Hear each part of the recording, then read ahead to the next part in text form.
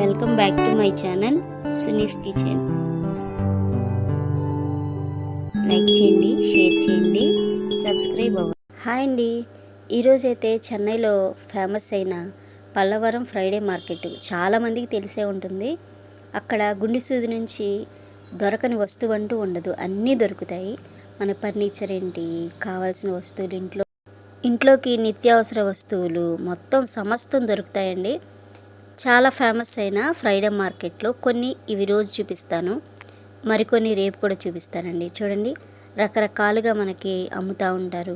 మనకి రేట్లు కూడా చాలా తక్కువగా ఉంటాయండి. తక్కువ రేట్లో మనకు కావాల్సిన అందమైన వస్తువులను కొనుక్కోవచ్చు.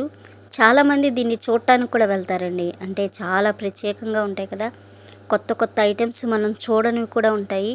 రేట్లు కూడా రీజనబుల్గా ఉంటాయి. చెన్నైలో ఫ్రైడే వస్తే మాత్రం ఖచ్చితంగా ఈ మార్కెట్కి వెళ్తూ ఉంటారండి. మనకు కావాల్సిన వస్తువులు మనం కొద్ది కొద్దిగా అయినా కొనుక్కోవచ్చు. మనకి అవసరమైనవన్నీ చూడండి, ఇక్కడ ఐరన్వికి సంబంధించిన మనకు అన్నీ దొరుకుతాయి. ఐరన్ కళాయిలు, పెనాలు, అలాగే మన గుంట పొంగనాలు వేసుకునేవి అసలు చాలా ఉంటాయి. ఈ బాటిల్స్ కూడా చూడండి, రేట్లు కూడా రీజనబుల్గానే ఉంటాయి.